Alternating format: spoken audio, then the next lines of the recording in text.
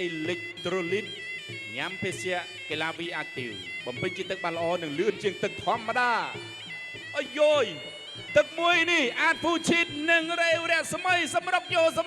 ហើយ1 2 3 4យោសម្រាប់យោហើយ1 2 3 4 5 6 7 8 9យើងលុកស្ដាំតត់ស្ដាំសងទៅវិញពីដៃរបស់រេវរស្មីផងដែរសម្រាប់ជង្គង់អូយកែងមួយខាងលើតត់ស្ដាំមួយជើងមួយដៃស្ដាំមួយជើងឆ្វេងម្នាក់មួយជើងម្នាក់ជង្គង់មួយទៀតហើមស្មីថាអមម៉ូនណែនៅទីនេះសឹងតែមិនចង់ឲ្យអ្នកដឹងហើយបាទបន្តការប្រកួតតត់ម្នាក់មួយជើងម្នាក់មួយដៃ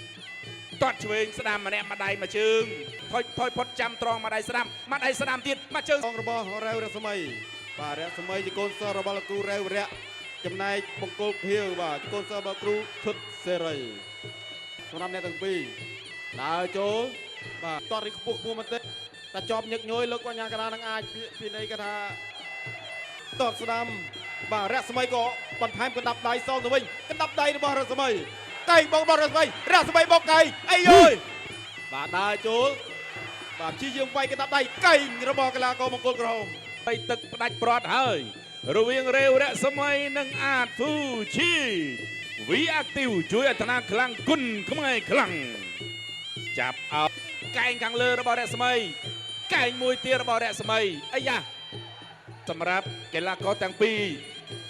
តត់ឆ្វេងស្ដាំចូលបន្តទៀតចាក់ជង្គង់មួយជង្គង់ទៀតកដាលមួយបន្តទៀតពេលវេលានៅសល់ជាមួយនេះរួលពីលោកកញ្ញាកណ្ដាលមួយដៃឆ្វេងរបស់រេតាមរបស់អាតហ្វូឈីត